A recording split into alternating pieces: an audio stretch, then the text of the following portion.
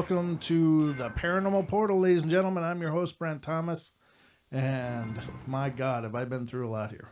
Um, hope you've had a great week and hope you're doing great. I'm sorry if the sound is a little odd, but man, I've been arm wrestling this crap all night. I'm telling you, there's something goofy with my new setup, and it's definitely making me nearly stroke out here. I'm not sure what to do about it, and I'm not sure if I can do anything about it, but I'm still going to try. I know it sounds like I'm talking through a tube, and I'm hoping you can hear me. So you guys let me know. You guys hearing me?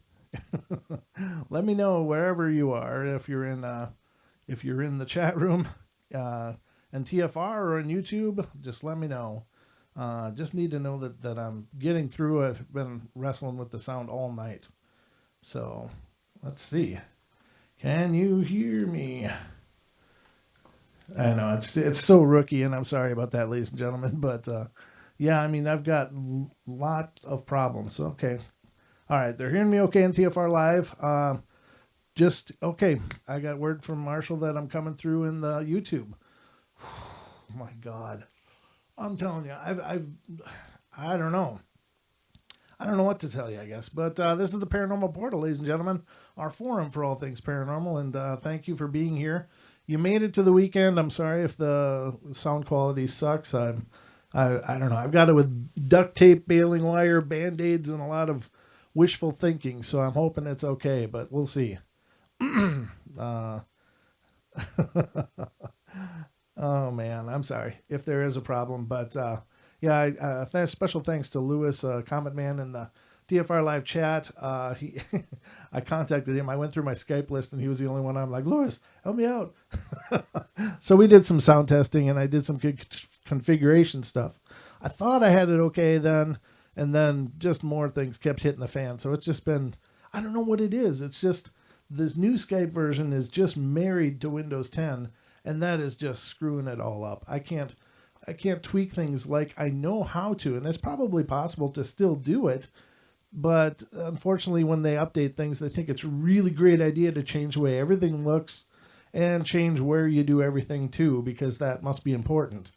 And I think it might be an AI plot to just keep us stupid, but I'm just going out on a limb here. But anyway, if you can hear me, great. God bless it. Oh, man. And, I'm giving her what she's got, Captain. So thanks, guys. I appreciate that. I appreciate your feedback. You guys are my, you guys are basically my producers at this point. So when you tell me there's a problem in the chats, TFR or in YouTube, that's awesome. So thank you guys, and I hope you've had a great week. It's been an incredibly busy week for me, but a great week, but incredibly busy, and a lot of things going on. And I did announce it on Wednesday's stream, which is the day that I actually made the setup scheduled the interview with on March 3rd. So mark your calendars. If you're a Bigfoot enthusiast, if you're into the whole cryptid scene and this is your part of the paranormal, then pay attention, because this is going to be a huge announcement. We are going to have on March 3rd on the show Mr. Jim King, also, or better known as the Bear. And he's going to be appearing on the Paranormal Portal March 3rd. Talk to him on the phone. Just an amazing, amazing guy. Just really great, down to earth, easy to talk to. It was no problem. It was like talking to an old friend. Really fantastic guy. So Jim Bear King will be on one of the original Outlaws, as a matter of fact. So he'll be on the show on March 3rd. Lewis in the chat says I should get Bobo on the show. Yeah. I liked finding Bigfoot for what it was, and I think Bobo has quite a long history in Bigfooting as well, and knows his stuff, but I'm not sure he's the kind of guy I could interview for 2 hours, to be honest with you. I don't know. Maybe I could, maybe I couldn't, but somebody like Jim or Bear, I mean, it was so easy to talk to him. It was like a friend. And the first time I talked to him on the phone, we talked for nearly 2 hours, and it could have gone much longer than that. It was just so smooth. So I'm really excited to have him on the show. This is a guy that really knows his stuff. He's so far into the heads of these creatures. He's got the behaviors dialed in. He's got the sounds dialed in. He's got the quadrupedal versus bipedal thing all dialed in. And if you just take the time to listen to him, you're going to be amazed because he really knows his stuff. He's been doing this his whole life. And I'm just really thrilled to have a chance to interview him because I've been listening to him for years. He's one of my main sources for information that I have to this day about Sasquatch, was listening to him talk. So that's going to be phenomenal. So March 3rd, that's going to happen. I believe it's all sorted and figured out, but our resident psychic, Miss Deb Varner, will be returning to the portal on March 2nd. So March 2nd, Deb is going to be here doing live call-in readings to listeners of the show. So definitely pay attention to that night. Get a little peek into what's going on in your world and some great feedback and advice. She'll be on March 2nd. And I believe it's February 24th. Let me look at the schedule here. The 24th, I have a paranormal investigator coming on. I think his name is Ed. I'm sorry. He's somebody I just met, but he's a really fantastic guy. And he's going to be on to discuss his investigations and stuff. Or it's Dan Pruitt. I'm sorry. Terrible. Bad person. Me. I'm bad. I have a personal dyslexia for names, so you have to forgive me, ladies and gentlemen. But it takes me a while to learn people's names. I'll never forget a face, but remembering a name for me is an act of God. So, but there you have it. Don will be on the show, Don Pruitt, along with Don Longbeard. So it'll be the party of Dons here on the portal on the 24th. And if that date changes, I believe it's all locked in as well. So he'll be on the 24th. Deb will be on March 2nd. Jim Bear King will be on March 3rd. And again, a special thank you to a friend of mine and very established and intelligent and experienced investigator, Mrs. Cindy Goodbrake.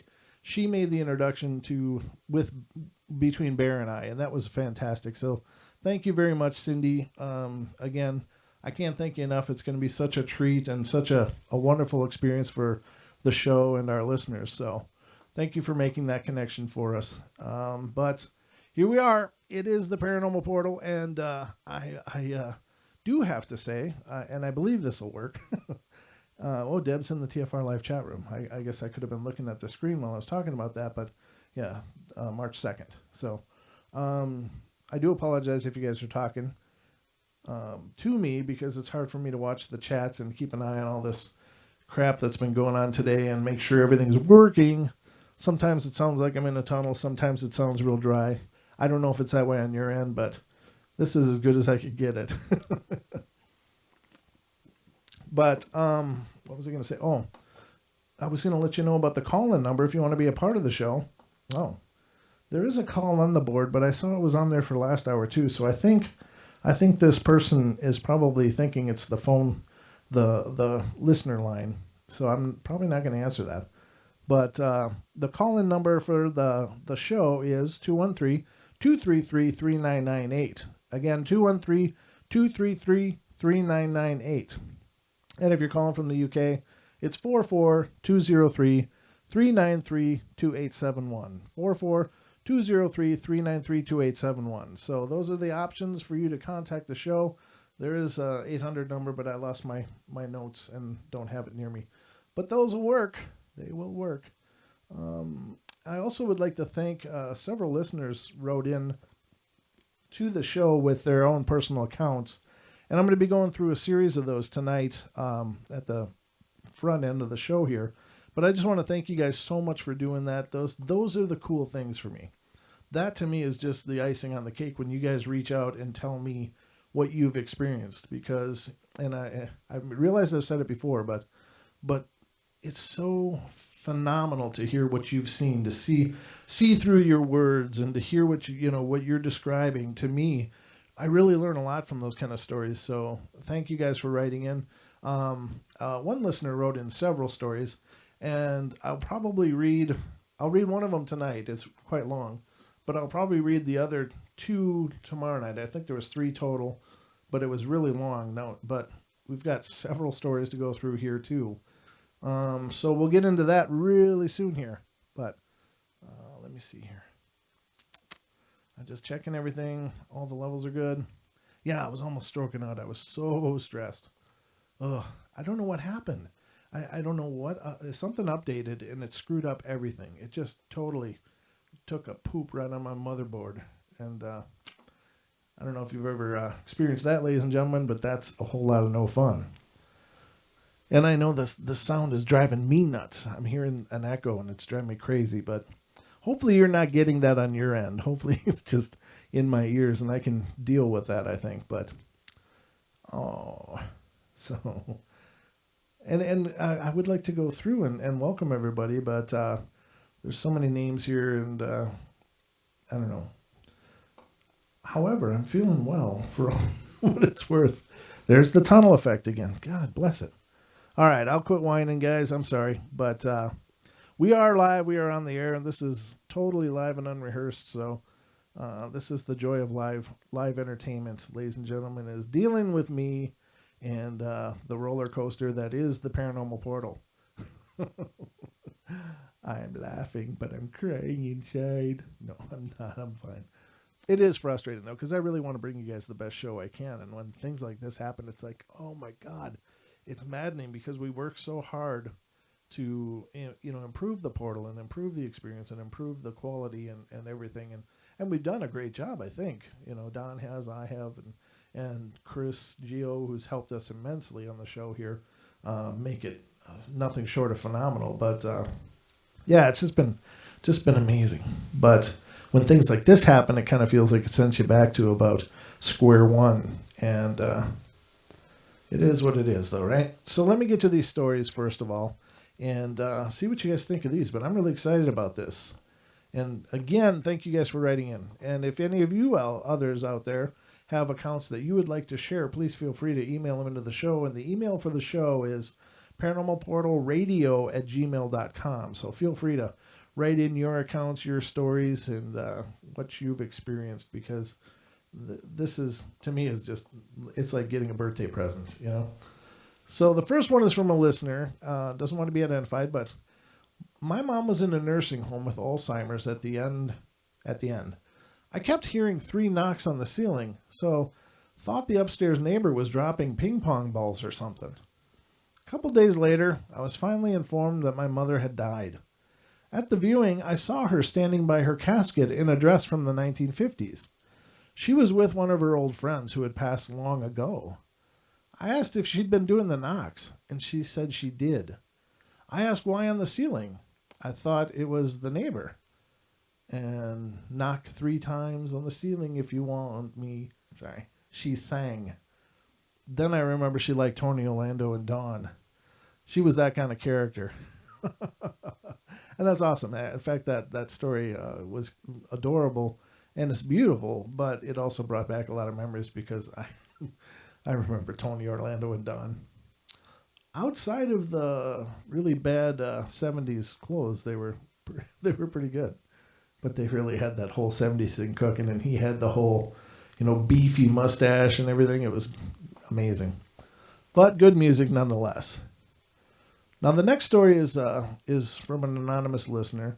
And this is the quite long one, but it's great story. I read through it briefly before the show here, but I just want to let you know, author of this, and it's anonymous, so I'm not going to disclose who it is, but I'll let you know that I'm going to read your other stories then tomorrow.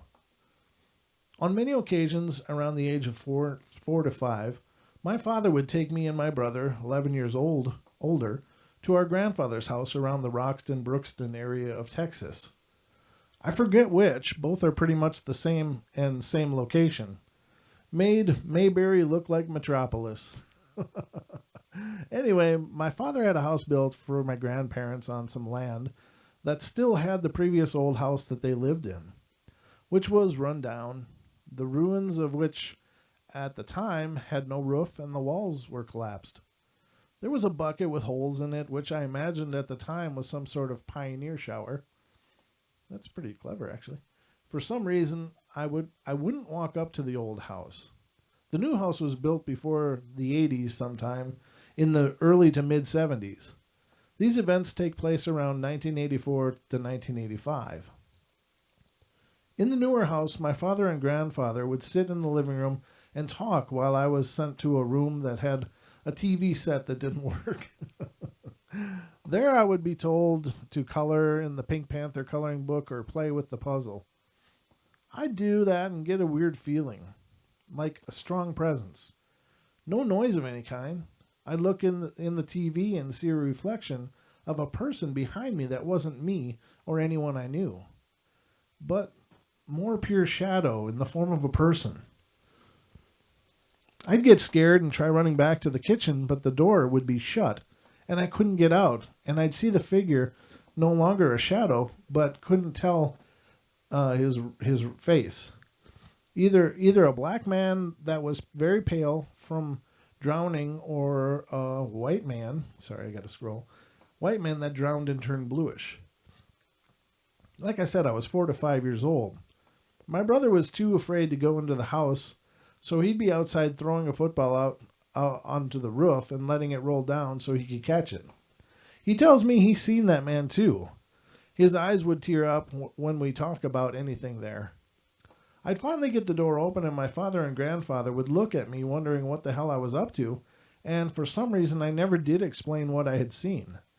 I was new to the world and didn't realize certain things weren't supposed to be. My grandfather would give me old people cookies. Old people cookies, that's hilarious. Like wannabe golden Oreos, and then send me back to the room.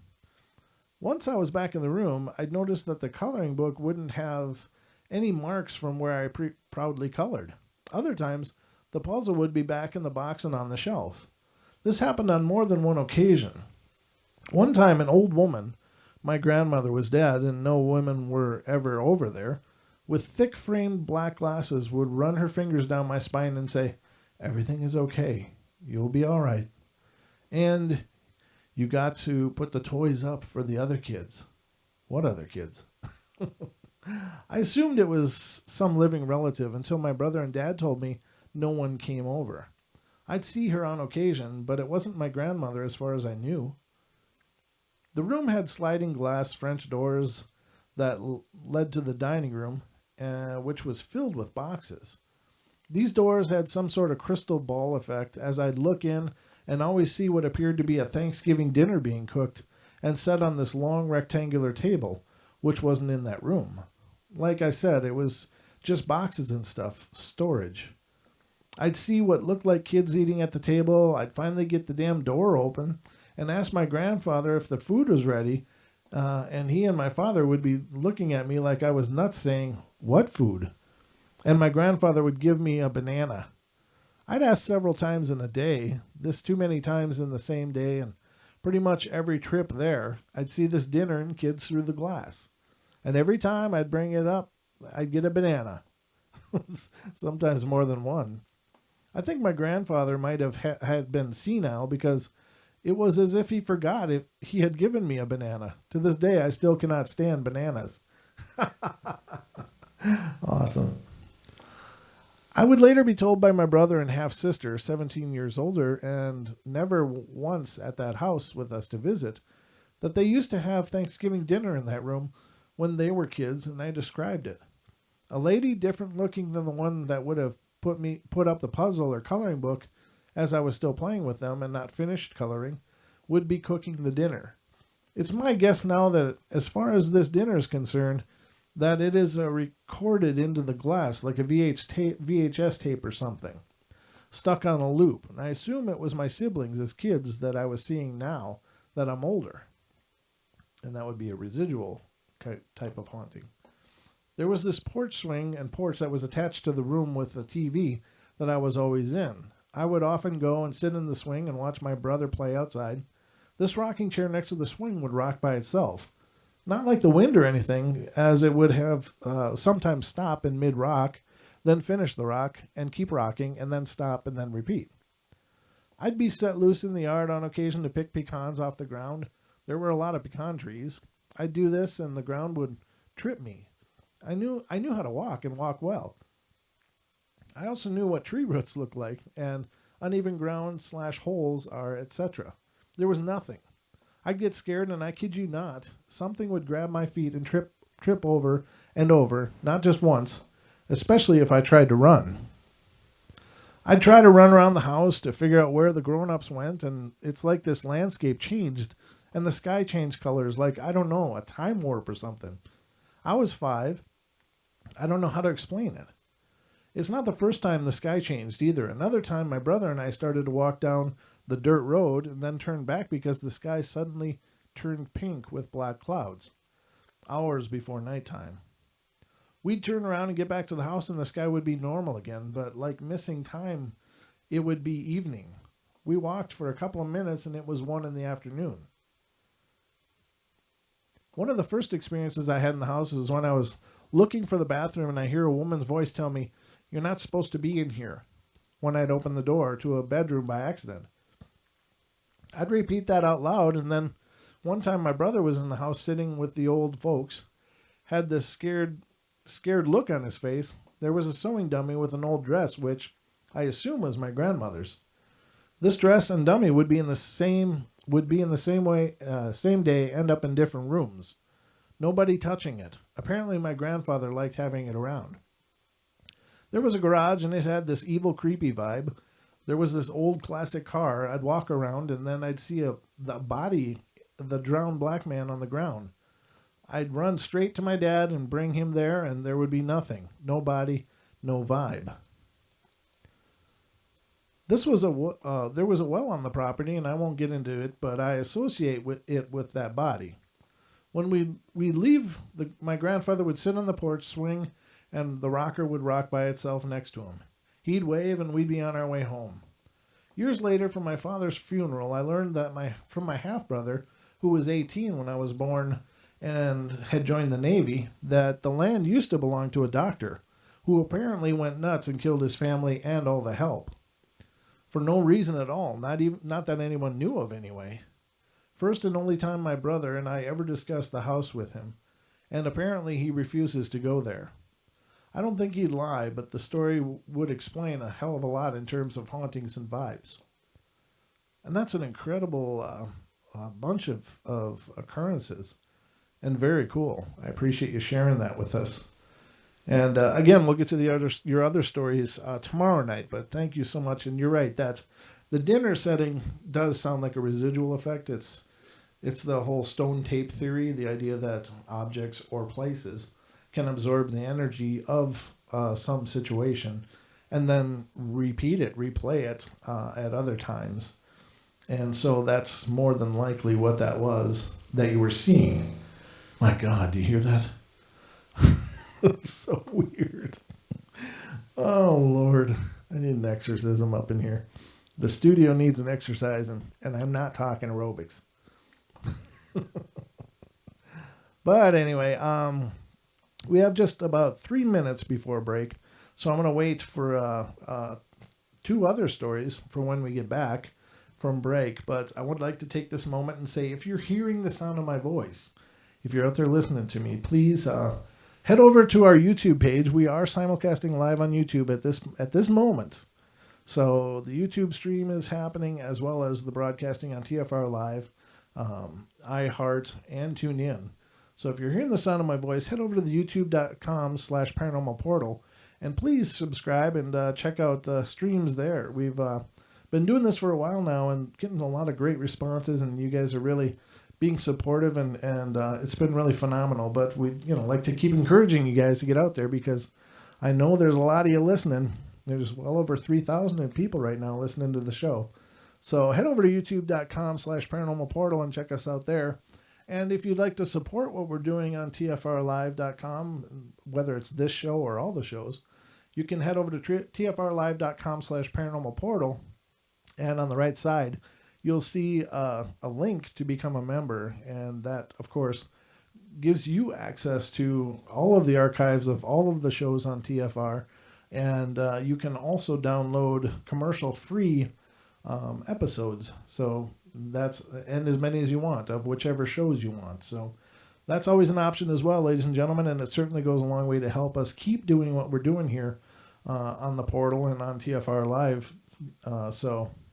And if you're listening to these shows at all, I mean, there's such a great caliber of guests and hosts, and a great variety of shows here. And I know I've always been bowled over when I spend the time and listen to all the different broadcasts on this station, and a lot of times I'll have TFR Live going when I'm not on the air. Just a lot of times this is background music, but it's just a lot of high caliber hosting, a lot of thought provoking discussion and stuff. So, and it's not free. I mean, it is for you guys, of course, but you have an option to definitely help carry some of the load if you choose to.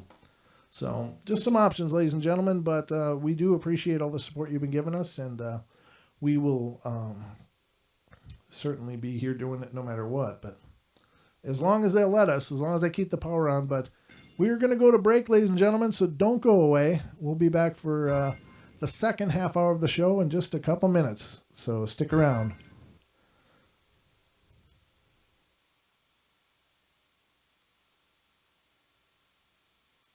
Hey, we know you're out there. We see you listening to our shows, and we know you want to be part of it. You have a business and you want brand recognition. You love our shows and the lineup because we don't censor our hosts, and you learn perspectives from all walks of life. We also know that you can't wait to hear the next broadcast. Everyone feels good when they hear their own name on the radio. It is time for you to contact TFR Live Marketing at gmail.com. Our station serves a demographic that you want to do business with. So why don't you join other growing businesses by advertising with Truth Frequency Radio? We are also carried by TuneIn and iHeart. Truth Frequency Radio is where you want to be. All you have to do is contact TFR Live Marketing at gmail.com.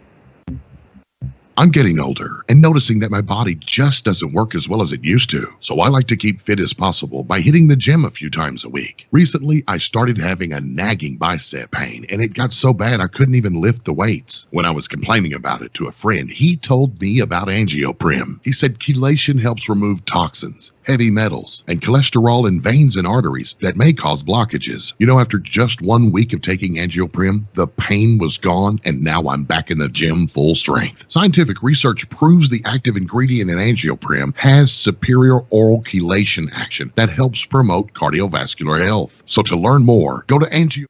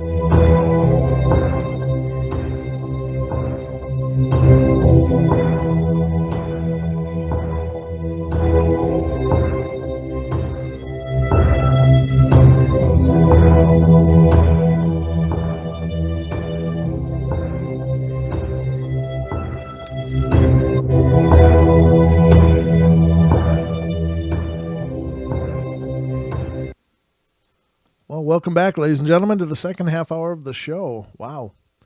I'm telling you what. Woo.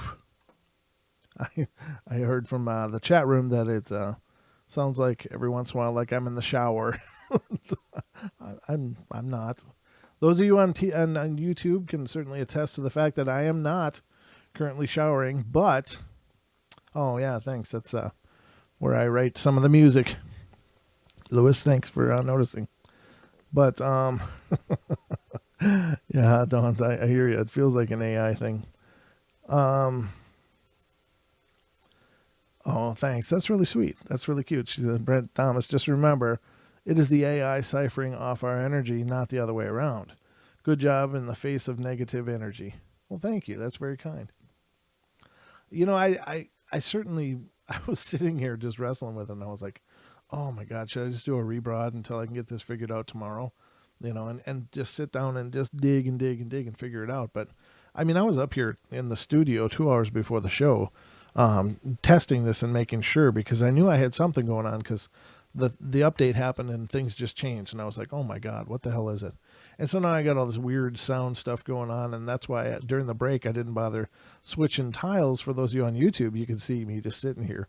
But I knew the sound would be screwed up, but after a while I'm like, well, maybe you don't want to sit and listen to commercials. So I threw it over to the commercial, or to the break tile, just for that time. But I don't know. I'm just glad it's working and that we're here, and I'm glad you guys are here as well. So thank you so much, and I will continue on our journey into the portal, and just checking the call board, and I see the person's still there. So yeah, he must, I think that's possibly the same person that was on there the other day, or the other episode, when I answered the call. And he's like, oh, I thought this was a listener line. So I think it might be the same guy. So I'll just leave him alone. He's been there since before my show started. So, but the call-in board is open, and if you'd like to call in, you can certainly do so. I'll be happy to talk to you, but it's 213-233-3998. So continuing this glorious adventure that is the portal. I love the portal. And I love you guys too. Love you bunches for being here. So yeah, Don's in the YouTube chat. I don't know if he's in the TFR live chat as well. But I was explaining to him just quickly. He thought I screwed up and didn't change tiles, but I did not do it on purpose. So anyway, good night, Marshall. Thanks for checking in. Thanks for being here. One of our longtime listeners, Marshall, is in the chat. He's off for the evening. I'm giving you a international good night, Marshall. As the show is heard around the world. Go figure, huh? People around the world are paying attention to me. That'll keep you humble. All right, so anyway, let's continue on here. I got, again, more stories. And these stories are coming from a listener named Lady Death. I don't think it's a real name, but that's what she's called.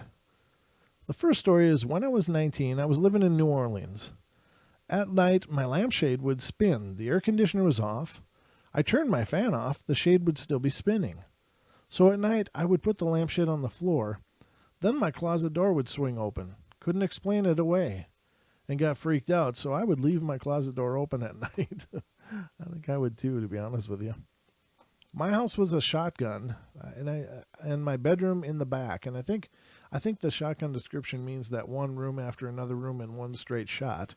I believe. I've not heard that term before, but I thought that was really cool.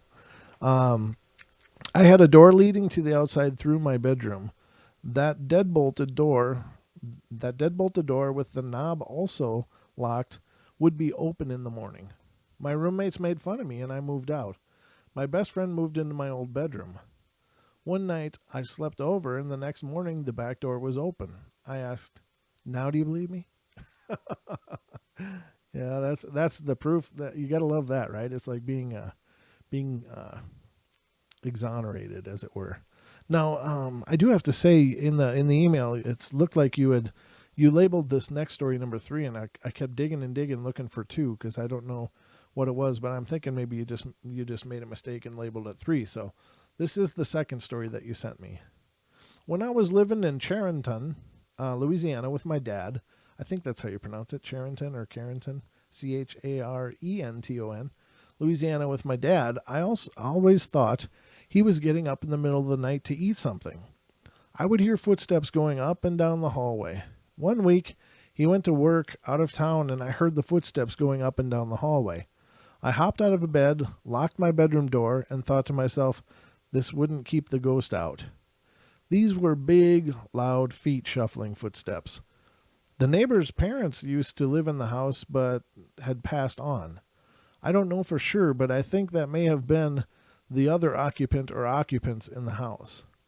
I must say the creepiest occurrence, which happened twice, did not involve these footsteps. I was falling asleep on my side and felt someone sit right behind my back. I shot up in bed, whipped my head around, only to discover that no one was there.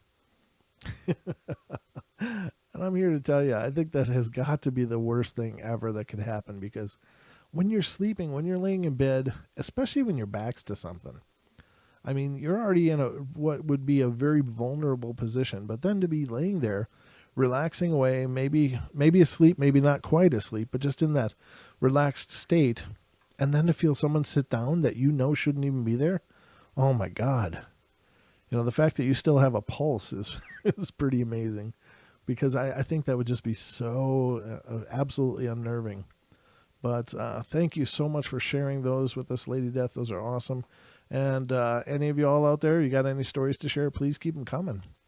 They're the greatest. Love that input. So, okay. All right. So she's in the YouTube chat, and she said you can shoot a shotgun through the front door and out the back. So it's in a straight line. Gotcha. I'd never heard that before, so very cool. But we'll continue with some of these stories then tomorrow on tomorrow night's episode, and hopefully the sound issues will be all straightened out by then. But like I said, at least we're here, at least it's live, at least it's not a rebroadcast. So I'm just thrilled about that. We're making the best of it. Very cool. Just checking the chats quick and checking. Nope. Okay. Very good. So we'll move on with the rest of the show. And that is so cool. Okay. So on Wednesday, I'd started this stories, and I really liked them a lot. We didn't make through even half of them. So I wanted to keep going on this list because I thought it was really cool. And these are supernatural stories, supernatural encounters. So we'll see what you guys think of them. But I thought the stories on Wednesday were really fantastic. The first one sucked. And it was on Valentine's, and it was one of those things where you're looking for some kind of story to relate to the holiday, and then it ends up being this really cheesy one. And I actually found out, I redug it up, and found out that I thought the story ended weird, and because it said, and then they found out the most amazing thing, and I thought that was the end of it, because nothing else on there made sense, and it was only one more sentence. But then I read the sentence. The whole story, ladies and gentlemen, was some kind of joke, I guess. And so I apologize for that. But that's just trying to pull together a story to tie into the holiday. The last sentence was basically the story of Priya. She got hit and killed by a car, but wanted to be buried with her cell phone, or had to put in her casket with her. And so her boyfriend, fiance, was coming home, and he was real excited. He'd been, talking to the family and talking about how he's going home, and the family didn't tell him that she died, in a nutshell. So he got home, and they finally break the news to him that, look, no, I'm sorry, but she's passed on. She died while you were gone, and has been gone for a couple of weeks. He's like, no, that's impossible. That's impossible. I'm getting calls and texts from her. And he said, I talk to her every day. And they're like, no, that can't be. Somebody's got to be pulling your leg. And he's like, no, it came from her phone. And and so they had this neighbor come over who could talk to spirits. And he said he had called his master to deal with it, because basically, as they're talking, he gets another call from this girl and shows her parents, and it's her on the phone, and she's obviously dead. And so the neighbor who had helped them before came over to help them figure out this. He's a spiritualist, and he was so perplexed he called his master. He came over, and they worked on it for 5 hours. And then the story goes, and they made the most amazing discovery. And that's where I thought it stopped. The next line is that the Vodafone really does have the best reception. I was like, oh no. So I apologize, ladies and gentlemen. I'm coming clean because I didn't mean to try to sell you a crappy story, a joke story as actual content. But yeah, that sucks. It happens though. That's what I get for rushing, not Russian, the country, or Russia. So the story is, I don't care if anyone believes me. I know what I felt. I make no claims about what caused this feeling, but I'm getting ahead of myself. I was 20 and back in my room at my parents' house for the summer. It was time for bed. My parents enforced a strict curfew, lights out, router unplugged, etc. I was in my bed with the lights on. My room is on the corner of the house. It's not a big house, 3 bedrooms, 2 bathrooms on a quarter acre in suburbia. It's not by any means a spooky place. Outside my window were rose bushes that had been there forever. On the other side of the outer wall was a pond and a grapefruit tree.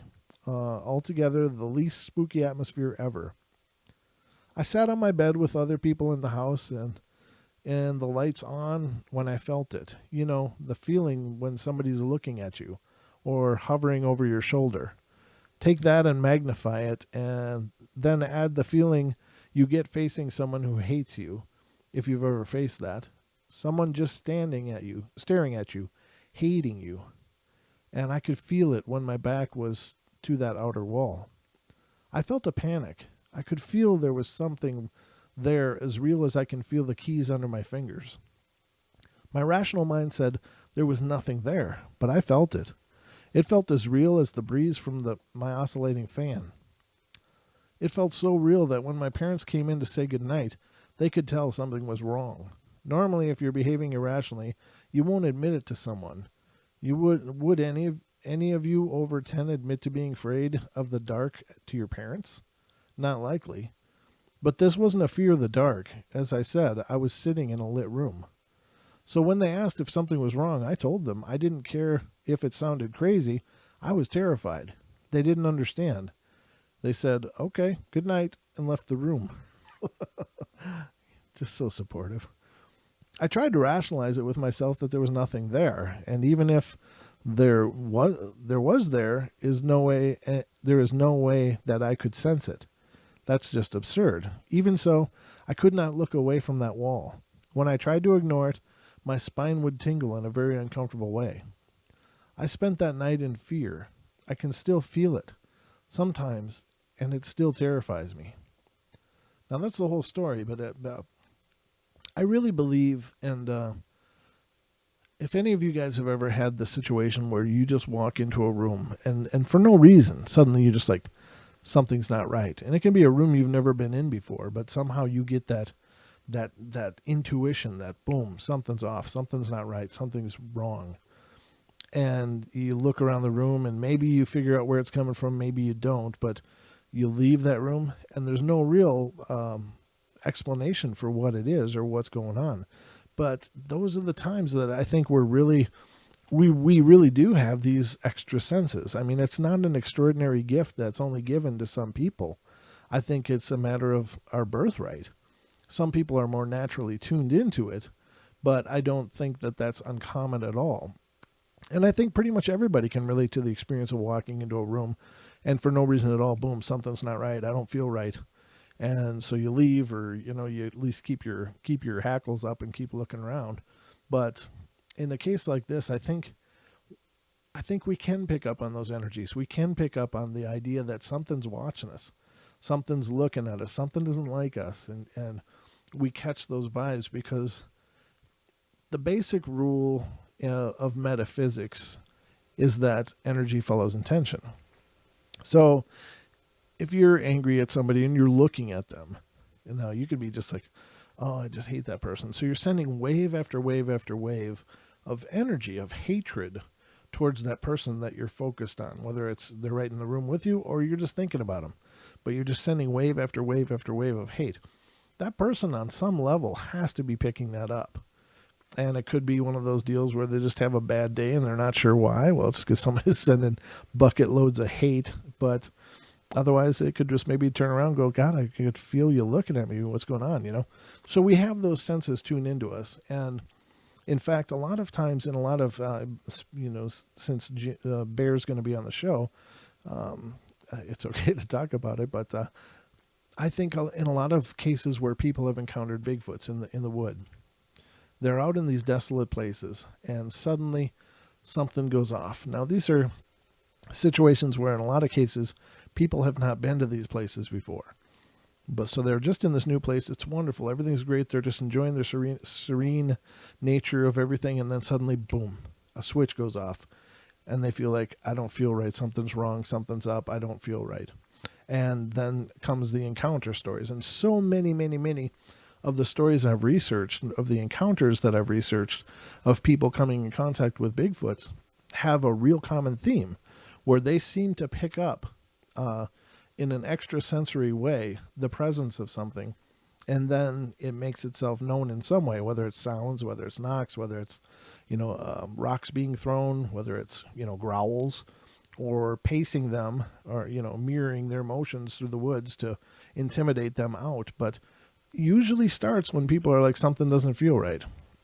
Now, some of those same stories then go on to say that suddenly, boom, the woods got deadly quiet.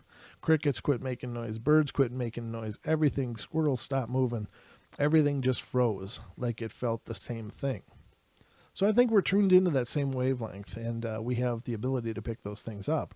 And so that person sitting on the bed became aware of a presence. Now, does that mean it was there? Well, no. And it could be psychological. It could be, them freaking themselves out. I'm not discounting there are possibilities, but there's also the possibility that person was picking up on an energy that maybe was watching from outside of the window. Maybe it was watching from in the room in an unseen fashion. I don't know.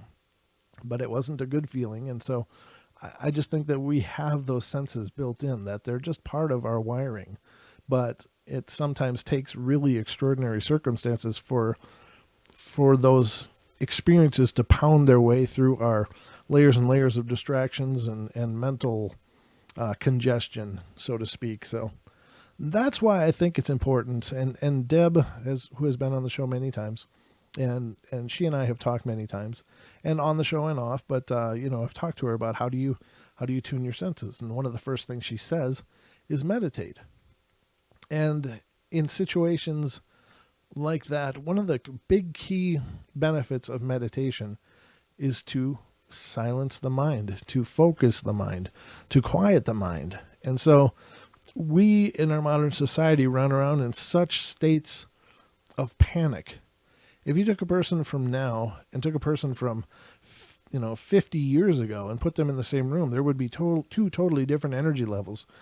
We in this modern era are pushed to the point of exhaustion. And it's not that we're working as hard physically as those people from 50 years ago, but we are working on so many more layers and levels, mentally, physically, spiritually, emotionally, than those same people from 50 years ago, or 100 years ago, or whatever. It's just it's a figurative number. It doesn't have to be exact, and it's because our lives have become so cluttered.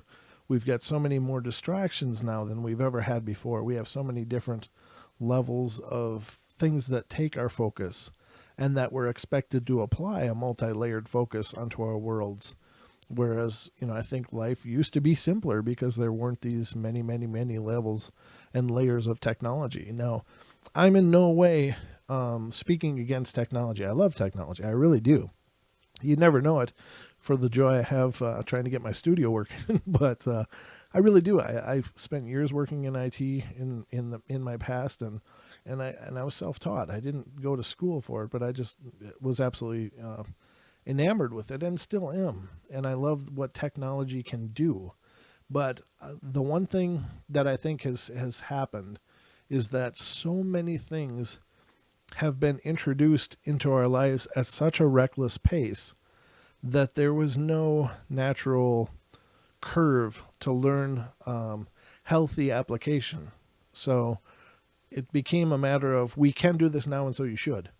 And not only should you do that, but you should be doing this. You should be checking these messages. You should be working on that, sending those emails, and so many things people are forced to do and choose to do. Social media, taking pictures of your, food while your kid is, digging in the garbage, things like that. I mean, people haven't learned balance because so many things have been forced at us at such a reckless pace that we don't have a balance anymore. And so things like meditating, centering, breathing is a really big thing to centering yourself, that our bodies have a rhythm. That rhythm, includes our heart and includes our breathing and includes our mental flow. And there should be a balance between how that is all working in concert. But with our world working the way it does, we've lost our ability to balance. And so meditating would be great. And I think that if you spend some time meditating, not only will it just be healthy for you, but I think you may find that your senses suddenly are dialed up to 10, whereas maybe they were somewhere around 5 if you spend some time with it.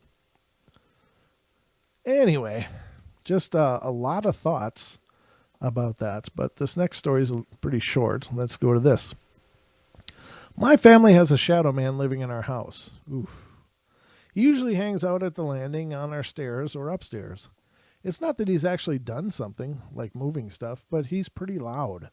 My dogs are constantly at the foot of our stairs looking at him. We can hear him walking around, upstairs, things like that. One time, my boyfriend and I were home alone when we heard distinct footsteps outside my door. Turns out no one was home. He just walks heavily. That's unnerving for sure. But again, what do you do? Shadow people are a tough one. And again, I would like to reiterate that just because you see a shadowy spirit, a form, an energy, looks like a person, but it's a shadow, doesn't mean it's a shadow person. That is not one and the same. That everyday spirits can appear as shadows if they so choose. They certainly can do that. They're documented doing that. There's many psychics that would agree with that, and Deb herself has told me that. But shadow people, shadow person, the phenomenon known as shadow people is, I think, pretty widely regarded as a very, very negative thing generally. And if you have a shadow person like the traditional shadow person sense, then you have a real problem. It's like about the worst haunting you can have, second only to demons. So let's see. We got about 3 minutes. I can get through this one, I think. Let me scroll. Yes, I can. Hubby and I were staying at a relatively new, or it may have been recently renovated, hotel in the Cornwall region in the UK. Nothing creepy about the place at all. It was a nice, comfortable hotel, except for our last night. I was having what I thought was a terrible nightmare.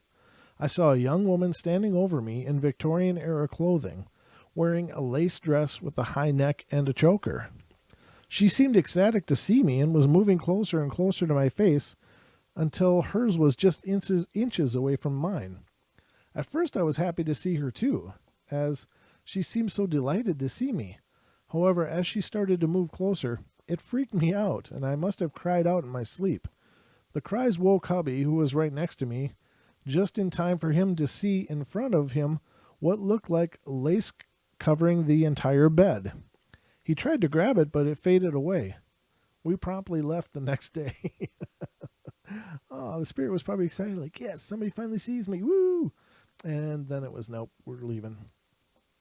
But what do you do? It's got to be tough to not be recognized. I think that in a lot of cases that's the case. It's just somebody's stuck there for some reason, and they just want to be recognized. Next one's real short. Over a period of 20 years, I've had to move 3 times because of shadow figures, anomalous noises, yes, disemboweled voices, being touched, bouncing mattresses on and on. But just about the only time I felt truly nervous was one day when my entire bed rose about an inch or two, then fell suddenly. I have no idea why I'm not creeped out more.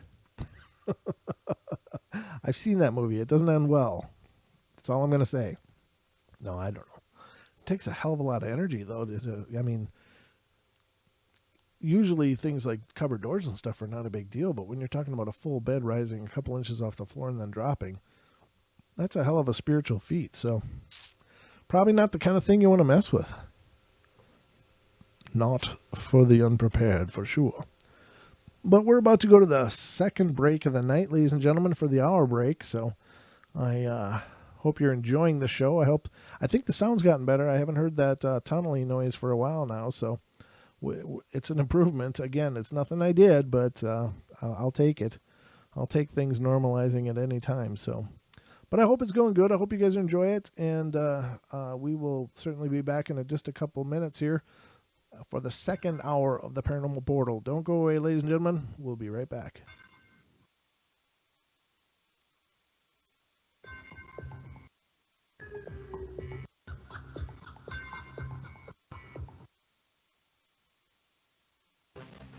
Truth Frequency Radio is your #1 source for news and information without the hate, hype, and fear. We're proud to feature cutting-edge programs like Beyond the Veil with Chris and Cherie Geo, X Squared with Brooks Agnew, Paranormal Portal with Brent Thomas, Jaronism Raw with Jaron and Missa, Fearless with Frank Castle, Strange World with Mark Sargent, The Eye of Ra with Ra Castaldo, The Infinite Fringe with Billy Ray, Ironworks with Josh Corey, The Kev Baker Show, and dozens more. Did you know you can listen from any telephone by dialing 641-793-7117 or call into your favorite show toll free at 833-TFR-LIVE. Uncensored talk and news you won't hear in the mainstream media. Truth Frequency Radio, your protection from deception.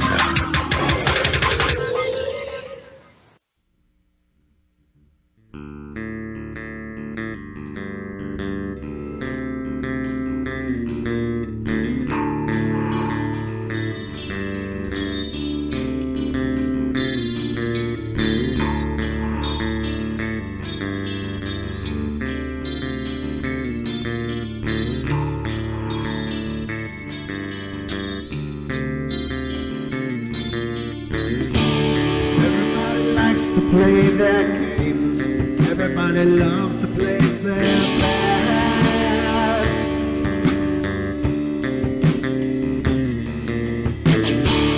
They don't understand the price I paid. They don't care to comprehend.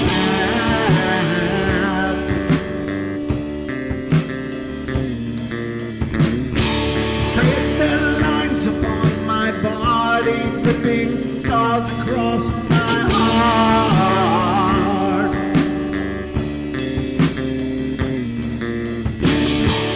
Raging anger pours inside me as their lies keep falling apart.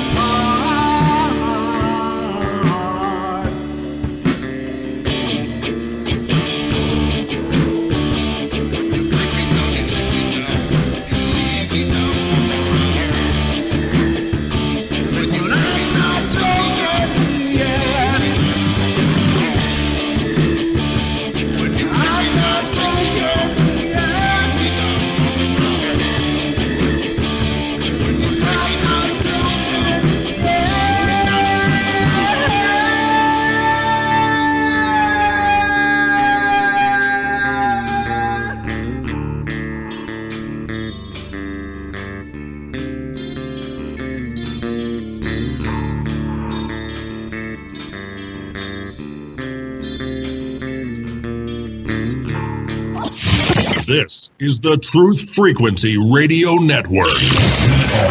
TFR. Truth Frequency Radio.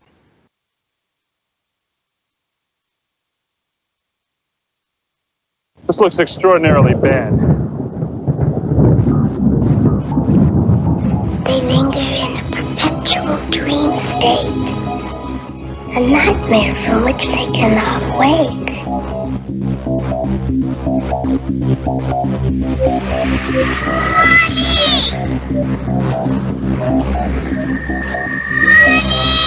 I can't see you, Mommy! Where are you? I've never sensed anything like it.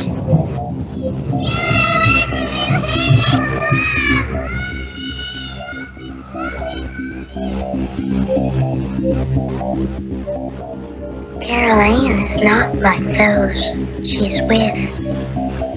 They're attracted to the one thing about her that is different from themselves.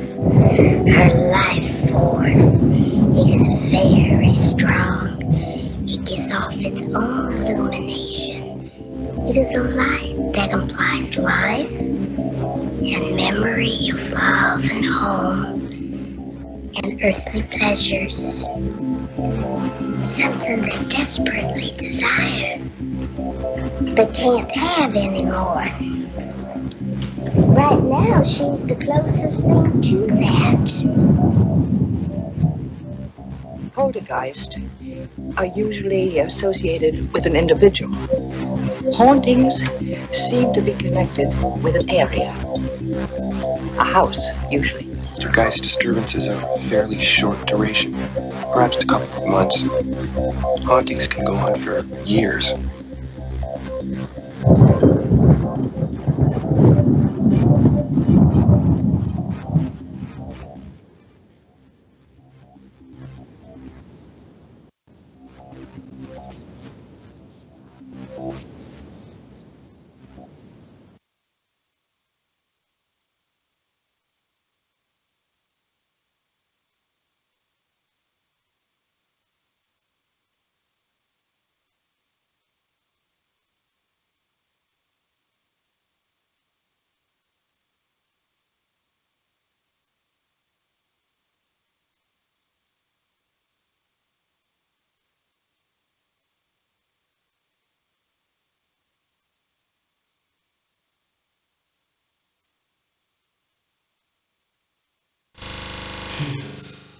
Can you hear me now?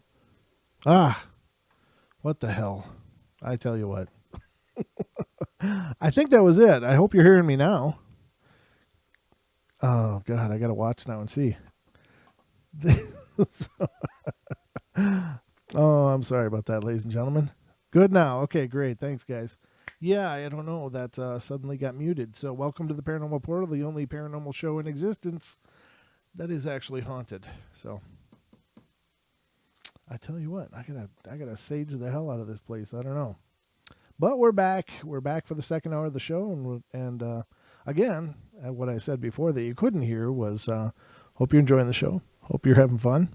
Hope you're loving the portal or something like that. I'm just paraphrasing now, but that's kind of what I said. It's close enough. And we're going to go with it, ladies and gentlemen. Here we go. Let me see. Where was I? Yes, here we are. Okay. The next one. I was probably 6 years old at the time. It was late. It was late for me, around 9 o'clock, and way past my bedtime. My dad had to be rushed to the hospital, and my mom couldn't get a babysitter in time, so she had to take me along with her to the hospital to see my dad. In the city, the major ER is notorious for deaths in the waiting area and triage. Knowing this, my mom was hesitant to bring me in, afraid I would see something horrible. Sure enough, when we got in the waiting room, there was an older man, about 60 years old at the youngest, with an axe sticking out of his back and a huge gash on his bald head. Oh, God. I'm only laughing just because it's so macabre and twisted, not because I think it's funny, believe me. I was overcome with the sense of what I would later know as dread when he turned to look at me. He smiled and mouthed something, and I got scared and buried my head in my mom's lap. He wasn't there when I looked back up. Ooh, it was not a living person. There you have it, ladies and gentlemen. He saw his first ghost.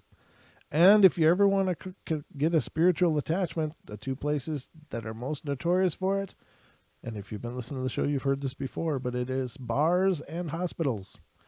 Go to a bar or go to a hospital. Those are really hot spots for spiritual activity.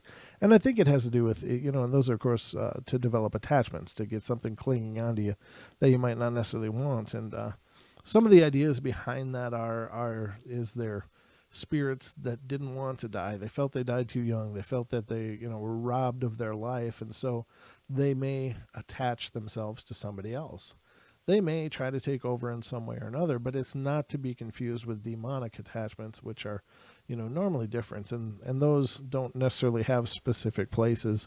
They're just a war of attrition. But negative attachments can come in the form, in some form or another, in hospitals and bars. And I believe that the reason that people tend to be more susceptible in those locations is because when you're drinking, of course, your energy field is absolutely affected, and so your aura diminishes. You're not resonating in frequency anymore. You're kind of skewed, and so when your frequency's out of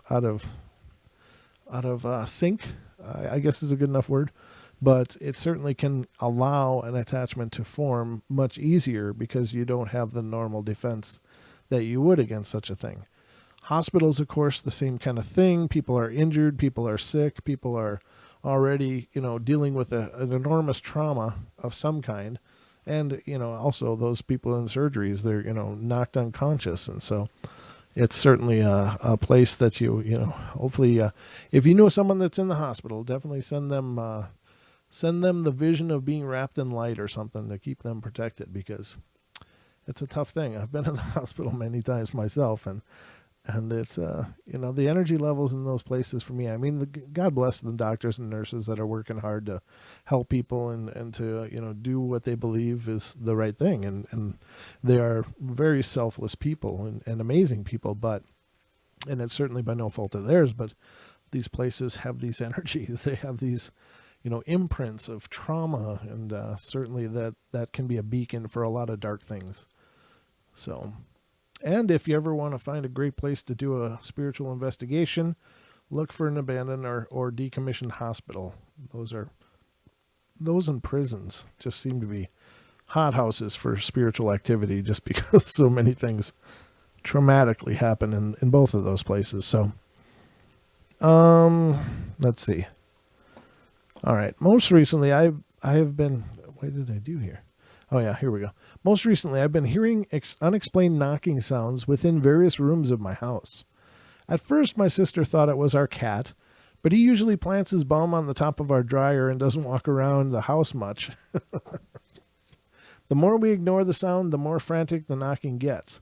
And we've heard it from the front room, the ceiling, and even felt it under the floor. I've also, for the past 2 years, experienced cold spots hanging around my bed that seem to possess some sort of sentience in the fact that they move around. Yeah, cold spots are another sign of a spiritual presence. It's not 100% so, but it can be an indicator, along with many other things, to help you determine whether or not you have something going on. If you've got a corner of the house that is always cold, and it's not an insulation issue, then there are people that believe that spirits, transient spirits, they apparently need to absorb energy or choose to absorb energy, whatever the case is. But in doing so, they believe that they absorb the heat energy from the air around them. So that's why there are cold spots. They will draw that energy, the ambient room energy, from the air and leave cold air in its place. So again, these are theories. I don't know that there's any way to prove those. But if you've got a transient cold spot that just moves, and there could be drafts. It could be just a draft. It's now moved through, or if it's windy outside but not consistently so, could cause little gusts to go through your house too. So there could be very mundane explanations for that, but it's just something to look for. It's another indicator, along with EMF fields and of course, things moving and happening, and feelings of dread, feelings of sadness that you can't explain. Several indicators that you may be in a haunting, but cold air is one of them. As long as it's not, the whole house is cold, well, you need to turn off the heater then. Okay, here's my story. Not spooky with a capital S, just a little weird. I was heading out to a party, and I had the directions to the party in my hand, and I was searching for my car keys. I was home alone at the time. I thoroughly, and I mean thoroughly, searched my family room, my kitchen, my laundry room, everywhere where I usually put my keys. I looked very carefully 3 times around each room and didn't find them. I remembered that I used the bathroom a few minutes before I got ready to leave, so I put the directions down on my empty kitchen table and walked into the bathroom. Nothing. No keys. I was cursing under my breath, trying to figure out where those keys were. I walked back into the kitchen, and the keys were there, in the middle of the kitchen table, under the directions that I'd just set down. The hairs on the back of my neck stood up. I looked around like an idiot. I don't know what I expected to see. I just said thanks and left for my party. Very strange. Good idea, though. Good idea to say thanks.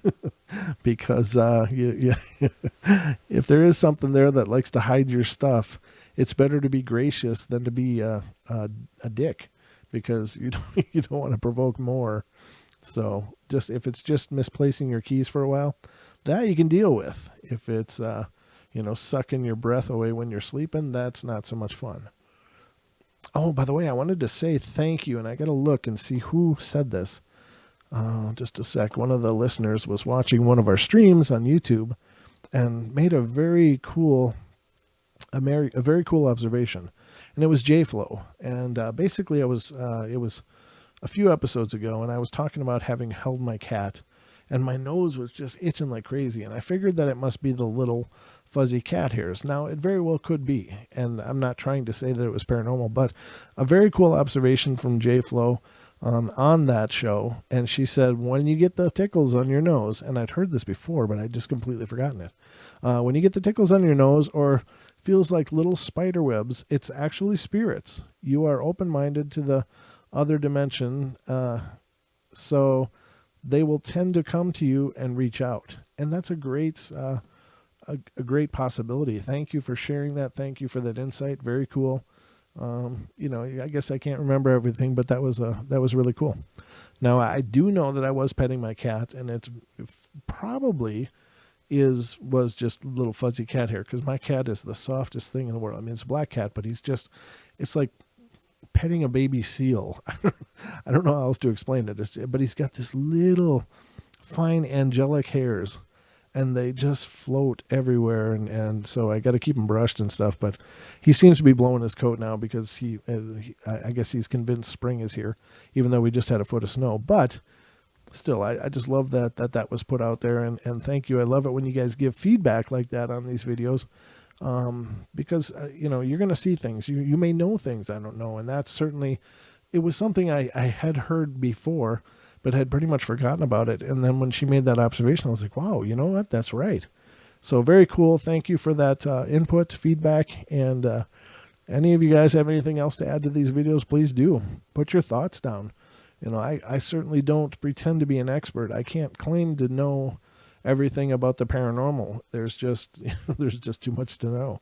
And it's not a field of very clinical studies. We don't have any tests. We don't have any controls. We just have theories and ideas. And so if you have ideas or theories, feel free to throw them down on these comment boards, because I love hearing them. So you guys know just as much as I know.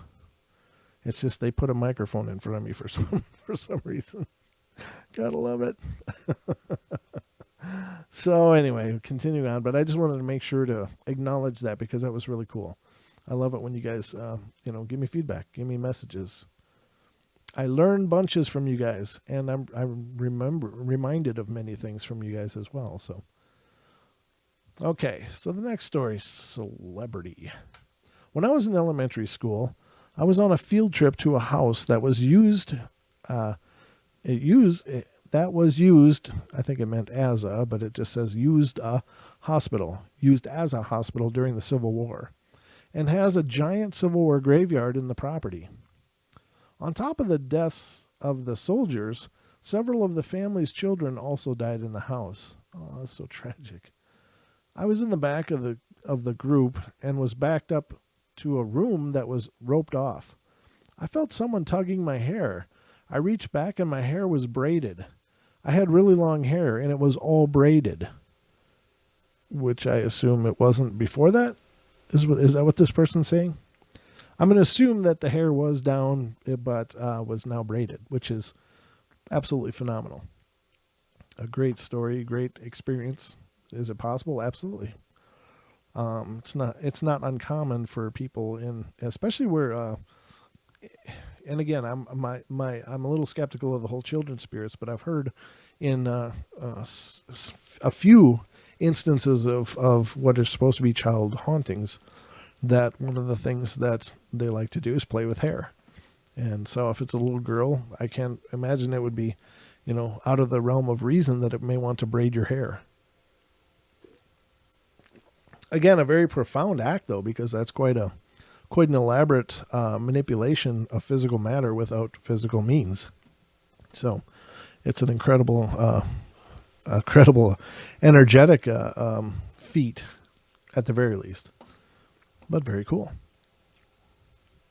It was a normal day hanging out with my friends, and we were at his family's apartment. I went back to the back room to change clothes for the gym, and they were waiting outside, and his mom and sister were in the living room watching TV. Now, the apartment isn't that big, but it does kind of have a menacing hallway where everything is connected and everyone is a shout away. Now, the hallway goes straight down the middle of the house.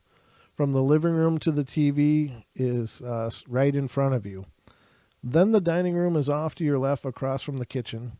Midway down the hall is his sister's room across from the bathroom. Then his mom's room is to the left and a storage closet to the right. Directly at the end of the hall, my friend's room. So that place was known for shenanigans at like 2 to 3 a.m., but today was the strange. It says was the strange. I was coming out of my friend's room, and his sister's daughter just ran across the hall from the bathroom to the sister's room. I see her, and I'm thinking she just got into something or was on a mission into something, and I start to say, "What are you getting into?" as she was already on the room, and like the second I finished, she was running towards me from the living room. You could hear her coming and laughing and talking that toddler talk. I've never had the biggest what moment in my life. I saw her dart across the hall, and then nothing, but she comes up on my left. I just couldn't believe it. I don't know what I had just witnessed, but it definitely threw me for a loop. It took a while to comprehend that moment. Yeah, that would be... Now, I wonder if that's a doppelganger kind of situation where the spirit chose to appear like somebody else so as not to raise alarm. In other words, I truly believe that some of the doppelganger experiences, and I mentioned this on the doppelganger stream just a couple episodes ago, but I think that some spirits use that as a manner to exist, but not to, freak people out. But it all goes sideways when, of course, the real person just comes around the corner at almost the same time or right after that. So, perhaps a spirit has been appearing like this little toddler quite a while just because it's a way to, exist in the house without having to be unseen. And nobody thinks much of it. But I don't know. Hard to say. I guess I can't imagine a toddler running around not supervised. But what do you do? Let's see. Every time I move to a new house, I see a shadowy figure. It creeps the hell out of me, and I always start crying for some reason, but it terrifies me. One time, I was in one of my older houses, and I saw my sister beckoning me with her hand to come to my parents' room. She started to walk, and I said, "We can't go in there." But she kept going, and then I said, "Gracie, what do you want?" But she was like, "I'm at the table." I looked, and there she was. I looked back, and the figure faded. Oh, God. That's horrible. That's not even nice, that one. All right. I hope you're enjoying these stories. But let's see. Check the numbers. Yeah, we got the same amount of people here. Thanks for sticking around, guys. I'm going to get this dialed in one of these episodes. You watch. This is going to be like a pro setup here pretty quick. Oh, if it wasn't for errors, This happened about a year ago. Some background information first. While I've never seen anything particular that could be considered supernatural, my house has always given me the feeling of some kind of presence in it. I regularly feel as if I'm not alone, being followed or watched. if at night and I go get something to eat after everyone has gone to bed, sometimes the feeling is so severe that I actually have to turn around before I shut my door and say, leave me alone, to the emptiness behind me. The feelings usually cease after that till the next night. This happens during the day as well, whether I'm home alone or not. Back to the part I know was supernatural. A year ago, I was in my basement, and I had to get something and bring it up. I had the second set of lights off, no need turning on all the lights. I was only down there for a minute, and was just about to walk back upstairs. Suddenly, I saw what I can only describe as a bright white shadow glide in front of me and up the stairs. The shadow was about my height, 5'7". Freaked me the hell out. I ran upstairs faster than I knew I could. Oddly enough, though, the freak out only happened after the shadow disappeared. When I saw it, I had an immense feeling of peace or comfort. And I think there's a lot to that. Now, the shadow disappeared, and then the person has to process it. But I think that that energy sense that I was talking about earlier that we all have, I think that it's also a really good barometer, that intuitive barometer about what are you dealing with. And I've been asked the question, well, how do you know if you have an okay haunting or an evil haunting? And I always say, well, you'll feel it if it's dark. If it's a dark, malicious haunting, you'll feel it. You'll feel like you've got an oil slick all over you. You'll feel like, you'll feel the hatred, the contempt, the darkness. You'll feel it. It's not like you've got to have it identified for you. And if you have a haunting, but it doesn't, outside of the fact that some things may happen that are hard to process and deal with and may freak you out on that level, if you're able to examine it from a centered space and just go, it doesn't feel bad, then it probably isn't. Now, that's not to say that you should want a haunting. If, some people just don't want to deal with this stuff in any measure, and they don't want to deal with the spirit world at all. And to them, I would say, yeah, I understand. And I get that you like your dimensions to stay at 3 and not at like 6 or 8 or whatever dimensions that would be dealing with. But at the same time, I don't think we can avoid it. I don't think we can avoid being in the presence of spirit. I don't think that that's possible. Now, I don't want to sound like Teresa Caputo or anything. She seems like a great person. I don't know her, and I don't have anything disparaging to say about her. But I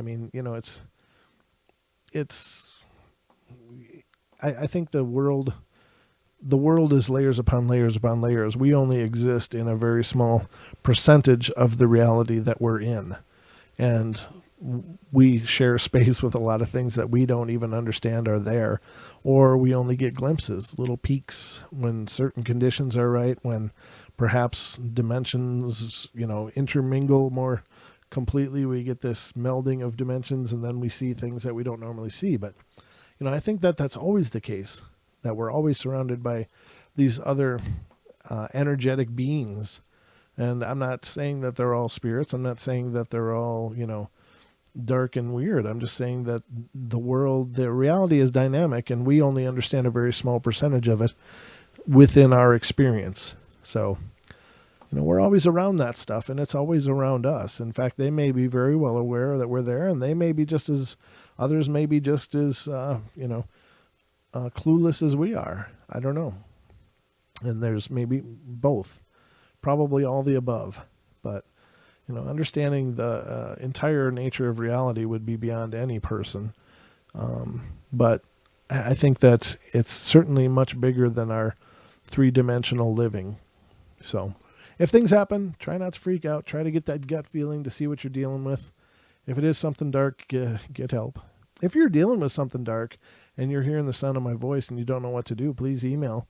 I'd love to, help you any way I can. I've helped several people, at least whether it's just advice or telling them, what to start looking for or where to start going to get help, or just, feedback about their situation. I'd love to help you any way I can. I know that it can be incredibly scary and daunting to deal with a haunting. So, and a lot of people feel like, you know, most people don't feel comfortable talking about this kind of stuff. And so who do you turn to? All of your friends. They're friends as long as as long as it falls within, your car, who said what to who, or gossipy, or, maybe religion, maybe, work friends that you talk about work, or, whatever your hobbies are. But once you have a spiritual experience, all of a sudden you may look at that and go, I can't talk to any of these people about this. So I think it's important to have places to turn. And I'm certainly glad to do it. You can email the show, email me and the show at paranormalportalradio@gmail.com. So if you have encounter stories you want to share with us, by all means, email them. If you need some advice and want to, share with me what's going on, email me as well. I'm just happy to hear from you guys, however you choose to. But we're going to go to the next break, which is the last break. Wow. Last break of the night, ladies and gentlemen. Then we'll be right back for more Paranormal Portal. Don't go away.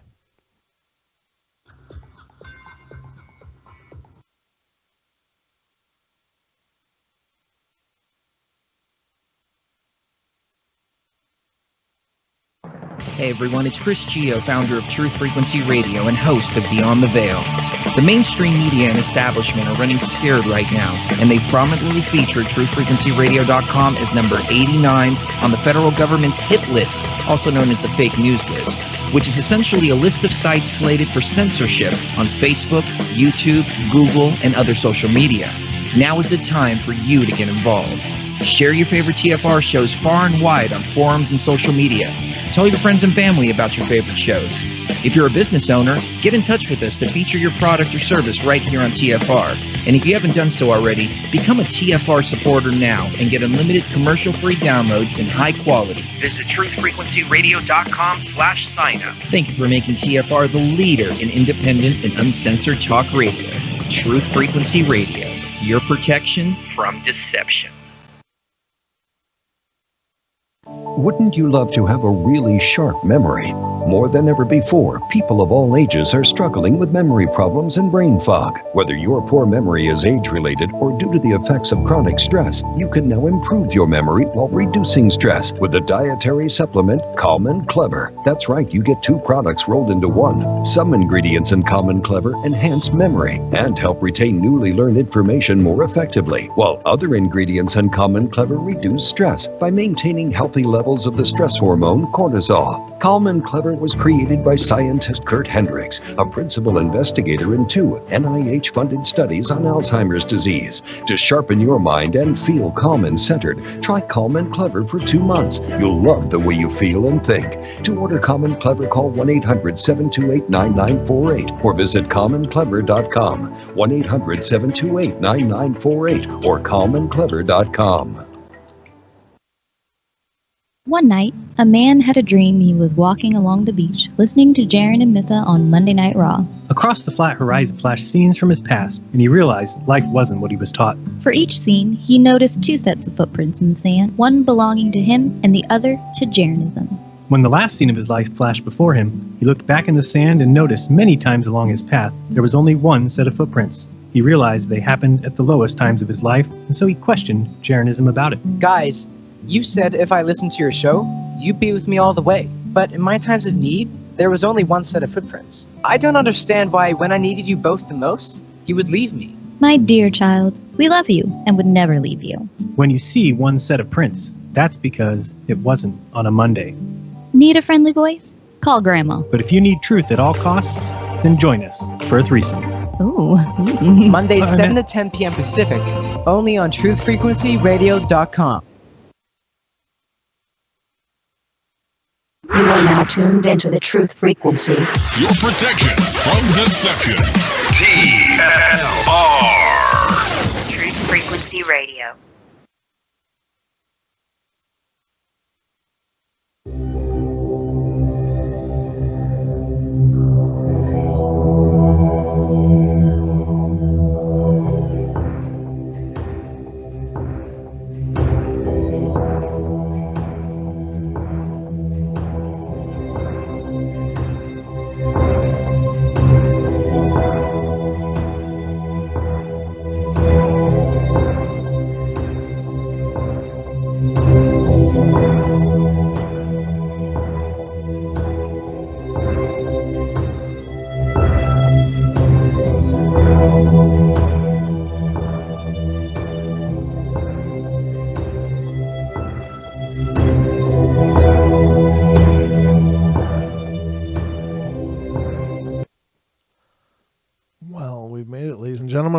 the tail end of the broadcast, the last half hour. We're in the final stretch, the home stretch, and we've made it, even with weird issues and technical problems.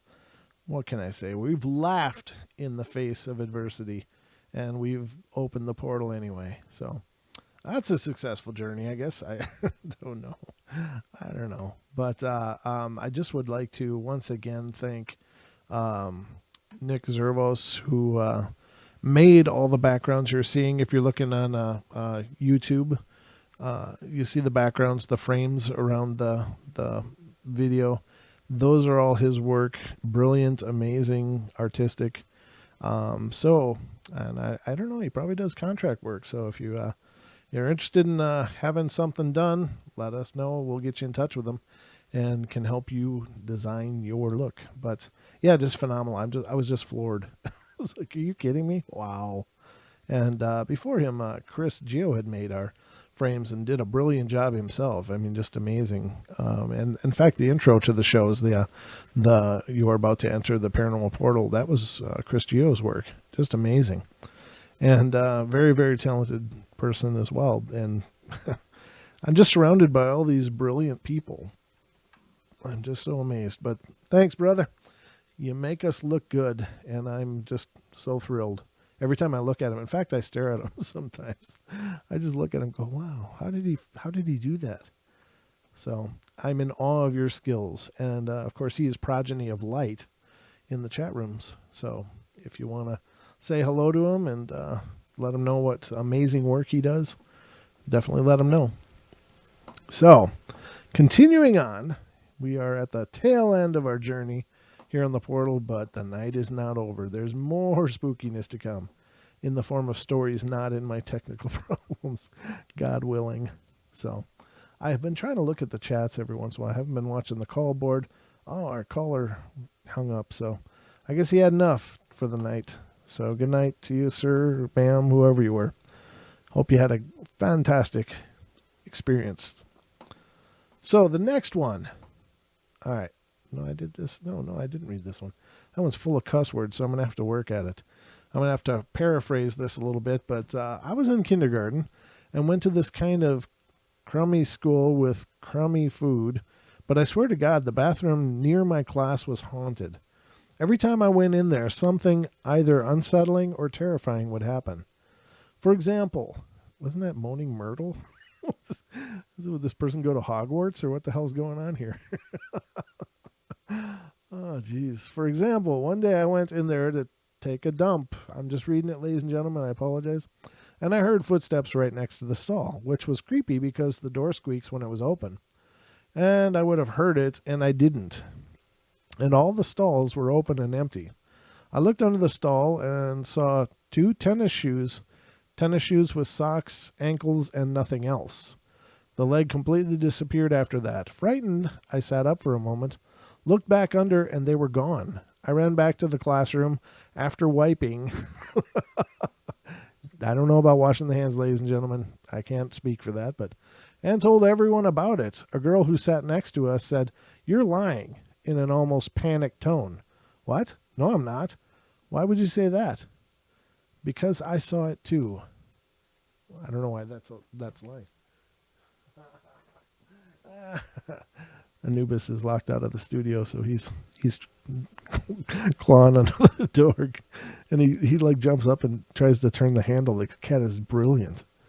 So yeah, and apparently that wasn't Hogwarts. So our house has our house has some activity that's a bit unexplained. It's a brick bungalow, 1 story, built in the 1920s. No bad history or anything like that. I wouldn't be surprised if someone died a natural death here at one time or another, given the age of the house, though. On occasion, the TV would turn on. Sounds like Don's house. We had one light outlet that goes through bulbs like candy. I've heard the back door open and shut and footsteps walking into the house. So clearly, I've actually called out thinking my husband had come home. I used to hear tapping, like fingernails on the walls, and in the bedroom. It would move from wall to wall to another instantly, and our headboard would tap against the wall like someone was gently pushing it. Granted, the lights could be an electrical issue, but we've tested it and it doesn't seem to show surging, and changing the fixture itself doesn't seem to help. The tapping is a bit harder, no pipes to blame, and I've heard mice in walls before and it's not that. Plus, it's a definite rhythm, not just random noise. The most important part is mice don't stop making noise when you tell them. That's enough for the night. It's time to go to sleep. I've only been scared by something once, and calling it scared is an understatement. I know firsthand the concept of being frozen with fear. And yes, it involves a must-have for a scary story. A basement door. True. True, basements are spooky. Which, if you own a house over 60 years old, you're going to have one in a weird place. Ours is right off the living room, about 7 feet from the end of the couch. Now, I've never had creepy vibes from the basement. It's actually a half basement, although I had noticed that cats would occasionally stare at the bottom of the door. There was a half-inch crack between the bottom of the door and the floor. Another fun part of the old house is watching something. The cats are watching something. I just assumed it was a bug or just cat weirdness. No biggie, since they love to hang out down there if we left the door open. I also thought I had heard the doorknob move once when we were using the front bedroom for a computer room. But I had headphones on and wasn't gaming, so when I didn't see anything when I looked, I blew it off. Anyway, late one night, about 8 years ago, I'm waiting up for my husband to get off of work. It's around 1 a.m. He gets off at 3 a.m., so I'm hanging out, watching bad TV, and knitting with said cats crashed out next to me. When all of a sudden, 3 knocks come directly from the middle of the inside of the basement door, hard enough to shake the damn door. The cats fly off the couch at a dead run and bolt to the back bedroom. I'm left frozen on the couch, my body literally locked up on me. I've never felt anything like it. It was a deeper, primitive feeling, like what prey must feel like when they see a predator. It felt like I was there for 10 minutes, but I'll bet it wasn't more than 10 seconds before the paralysis broke and I bolted right after the cats to the back bedroom. Once back there, I listened, didn't hear anything, checked for the cats who were under the bed with eyes as big as dinner plates, and realized I just behaved like every stupid white girl in every single horror movie. That's then I totally lost my temper. It says then. I think that meant when. I go stomping back in the living room and stand there yelling at nothing about how I wasn't putting up with that kind of stupid scaring crap, and if it ever happened again, there was going to be hell to pay. And so far, it hasn't been naughty like that again, at least not to me. In fact, since I yelled at it, everything's been more quiet. Random things still happen, but it's not weekly. It's more like a couple times a year. Even the light bulb issue has stopped. I did have a friend from out of town come to stay overnight a year or two after. I woke up at 5 a.m. to find him on the couch, watching TV wrapped like E.T. in a blanket, looking like death warmed over. I asked him what he was doing, and he looked at me and said, "I'm never staying in this house again." Something came into my room and sat down on the bed with me. He's been true to his word. He'll come over and visit for a few hours, but he always stays with other friends. Yeah, that's a paradigm changer right there, ladies and gentlemen. Okay, this is a little longer one, but it's okay.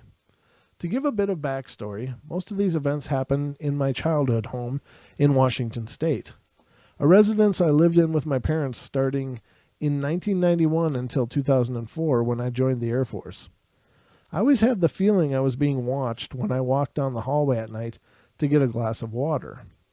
That feeling persists to this day whenever I go home on leave. 2001. My parents were away on a 2-week cruise, and I had a computer in my bedroom which I was playing games on one day, a first-person shooter as I recall, and I was doing very poorly. I became extremely frustrated and then angry. I shouted, "God damn it." Once the words escaped my mouth, the bedroom door slammed violently shut. It was forceful and loud. I thought I was going to come unhinged. I left the house until my parents returned. In 2004, in the Air Force, at the schoolhouse on a Friday afternoon. School is over, but I was tasked to close the building with an instructor, and it was storming out, of course. I opted to take the bottom floor and was in the process of closing when I heard a male voice almost whisper, but spoken clearly enough to hear my name. I asked the instructor if she'd been downstairs at all, but she said she hadn't, and there were no others in the building before we left.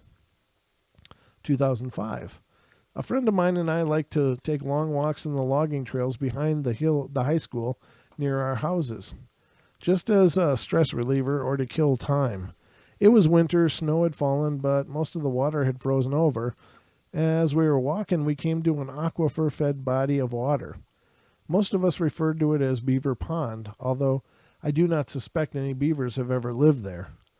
The small lake had frozen completely over, and as we came up to it, we noticed a set of footprints in the light powder of snow that sat atop the ice. At the end of the prints, there was a sizable hole where whoever it was had broken through. There were no prints leading away from the hole. We panicked and ran away. I brought the house-related incidents up to my dad just last year when I was home for my grandfather's funeral.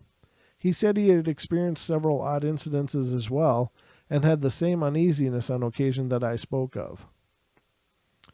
I don't know what they did about the hole in the pond, though. Now I'm wondering. Now I'm wanting some closure on that. Yeah, it's a religious ghost. You're right. When he cussed and the door slammed, that's a good angle. Probably right.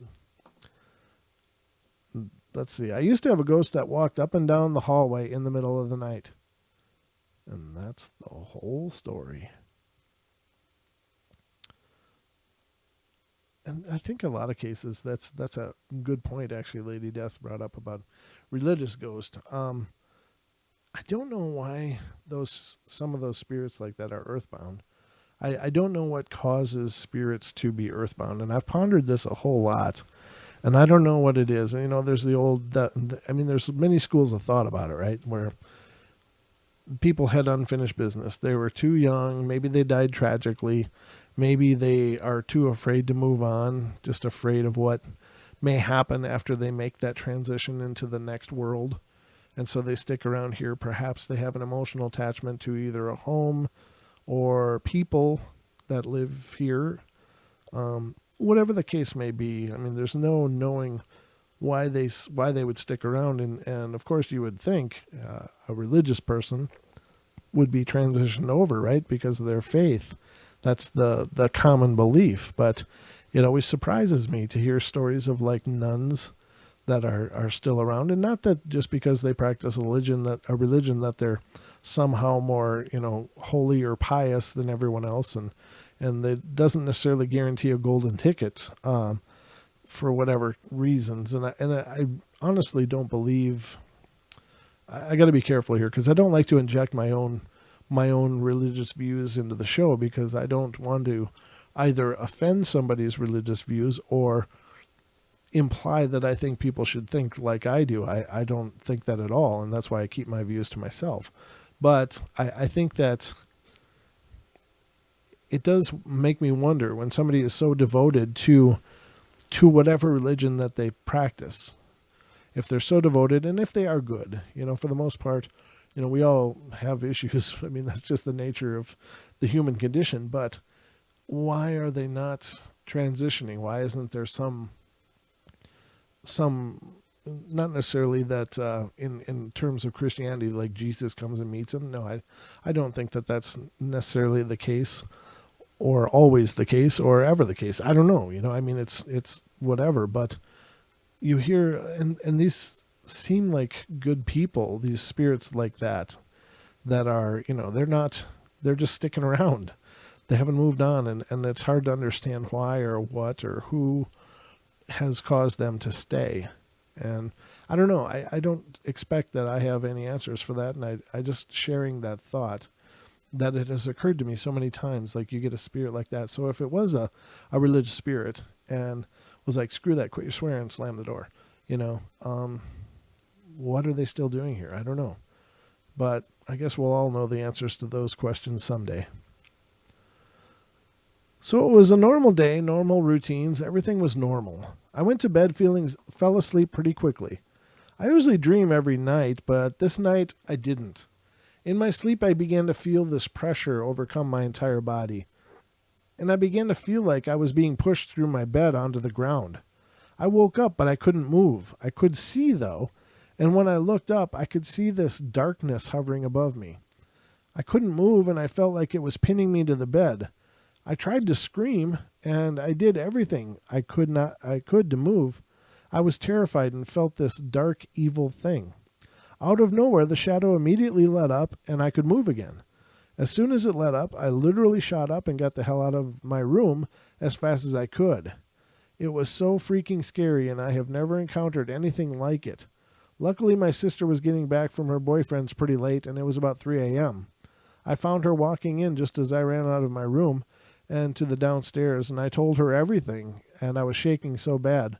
She told me to sleep in her room with her, and I did, except I couldn't sleep.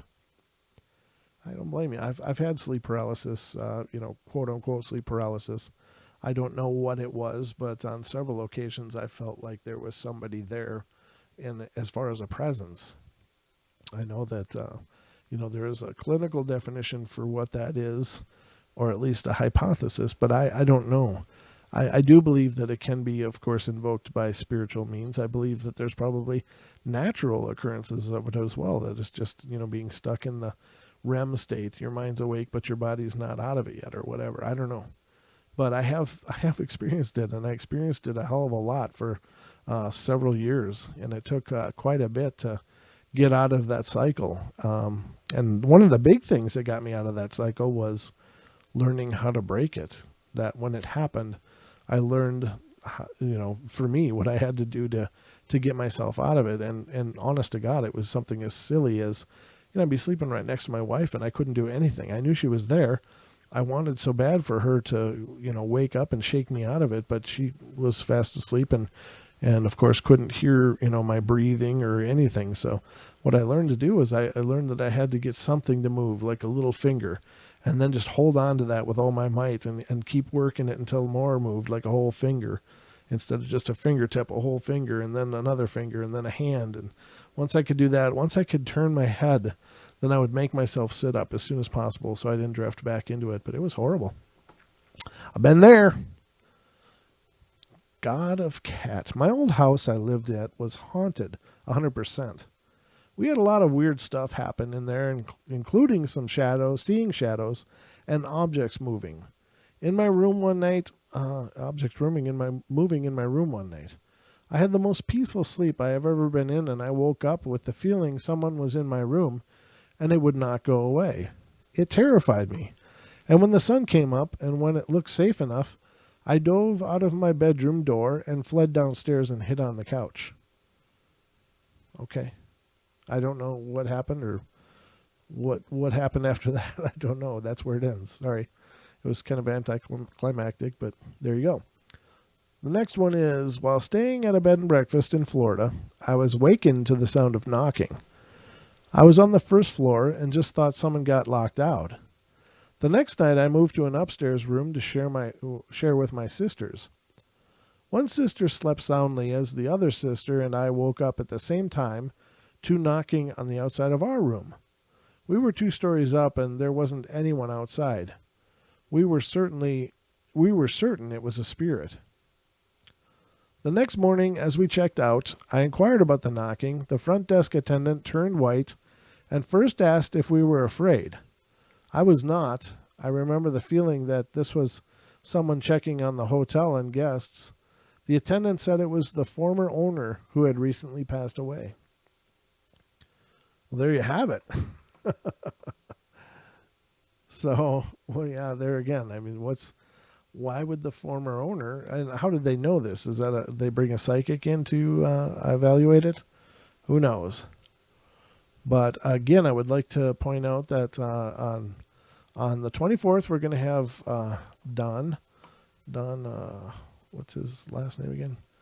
Again with names, folks. Names are not my thing. Don Pruitt is going to be on. He's a paranormal investigator. He'll be on the show and discussing all of his antics and experiences. We'll be looking forward to that. And then on the 2nd, of course, we will welcome our own psychic, Miss Deborah Varner, to the portal, and she will be doing free call-in readings to those who call in to get a reading.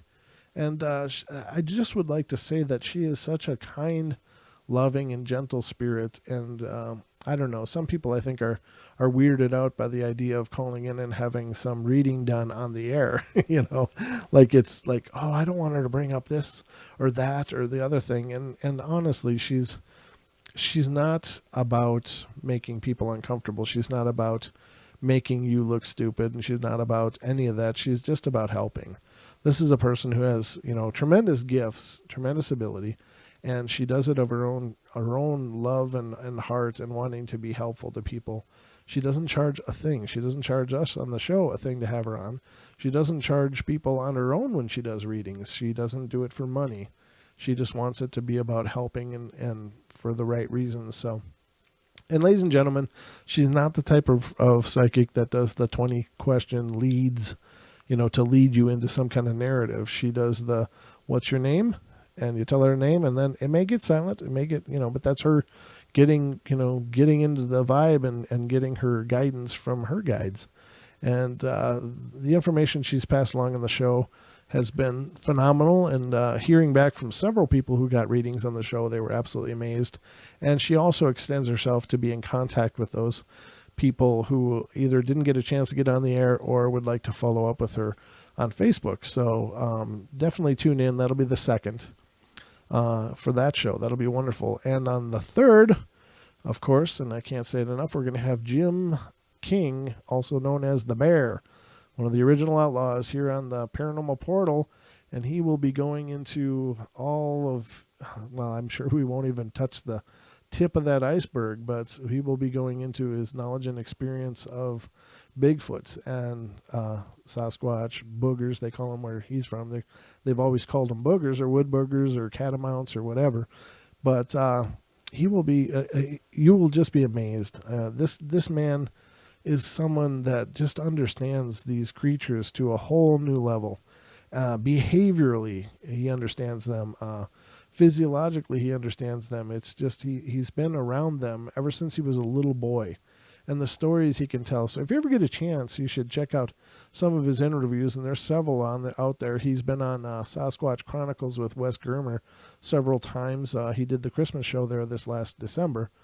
And he's, of course, he's been on, I think he was on Coast to Coast several times as well. So if you get a chance, check out his interviews, check out who he is if you're not familiar with him. But if you do know who he is, then this is a portal you don't want to miss. It's just one of those shows that I'm absolutely thrilled I get to be a part of, and really looking forward to that, because he is literally one of my own personal heroes in the Bigfoot community. I have learned so much from listening to this man talk. He's one of those guys that can talk for hours and hours and hours and hours and hours and never repeat himself. There's so much he has to say. He never repeats himself. So great information, great shows. Those are some of the big shows coming up in the very near future here on the portal. And I've come to realize I'm really going to have to start scheduling this stuff out, because the slots are filling, ladies and gentlemen. But definitely check out our Facebook page at facebook.com/Paranormal Portal Radio. Please find us on YouTube. Check out us on YouTube. Also check out the Geeks Paranormal, Geeks Paranormal on YouTube. That's a friend of ours on the show here. She's not on the show, rather, but a friend of mine that I've met on Facebook, and her name is Victoria, and the founder of Geeks is named Shauna, and they've done a great job helping to promote the portal. So if you get a chance, check out Geeks Paranormal, Geeks, and it's General Ectoplasm Exposition and Knowledge Society is what that stands for. But they're working on building their presence. We're working on building our presence on YouTube as well. So any help you can do with that, subscribe, like, share, comment. But check out the videos. Check out the streams on our YouTube page as well, on the Paranormal Portal. YouTube.com/Paranormal Portal. Be greatly appreciative. But we're just about done for the night, ladies and gentlemen. Tomorrow my day will consist of stripping down my entire broadcasting setup and figuring out these sound issues from scratch. I'm just going to rebuild it. I had enough of trying to troubleshoot what I got today. I don't know what changed, but enough changed that it's driving me absolutely batty, even to the point that I couldn't go to the break tile during breaks, and everybody on YouTube got to listen to our TFR commercials as well, which is always a good experience, I think. Introduce you guys to the whole network, not just the portal. But wherever you are, I love you bunches, and we will be back tomorrow night. Don and I will be here to continue the journey into the paranormal portal. Love you all. Be kind, be nice, and we'll see you tomorrow night. Take care, everybody.